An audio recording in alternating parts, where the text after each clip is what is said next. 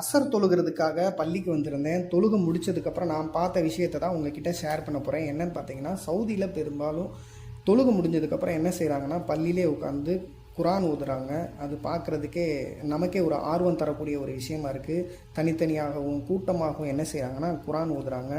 3 விஷயங்களை பார்த்தாலே நன்மை அப்படின்னு சொல்லிட்டு ஹதீஸில் வருது. காபாவை பார்க்குறதே ஒரு இபாதத்தாக இருக்குது. எல்லாருக்குமே அந்த பாக்கியம் கிடைக்குன்னு நான் துவா செய்கிறேன். குரானை இன்முகத்தோட பார்க்குறது அல்லாவுக்கு பிடிச்ச விஷயமா இருக்குது. ஏன்னா அதில் அல்லாவுடைய வார்த்தைகள் இருக்குது. அதை நம்ம என்ன செய்யணும், தொடர்ந்து பார்க்குறதே நன்மையாக இருக்குது.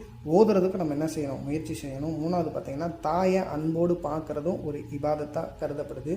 அதனால் இந்த 3 விஷயத்தை பார்க்குறதுனாலே அல்லாஹ் நமக்கு நன்மை எழுதுகிறான்.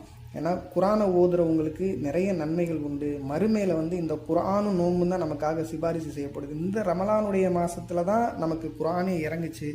நம்மளால் எவ்வளோ நேரம் ஒதுக்கி குரானை இந்த ரமலான்லேயும் சரி, ரமலான் இல்லாத நாட்கள்லையும் அதிகமாக குரானை ஓதி குரானோட தொடர்பு உள்ளவங்களாக நம்மளை தயார்படுத்திக்கணும். நானுமே கொஞ்சம் நேரம் என்ன செஞ்சேன், உட்காந்து குரான் ஓதிட்டு தான் நான் வந்தேன். எனக்குமே மன நிம்மதியாக இருந்தது.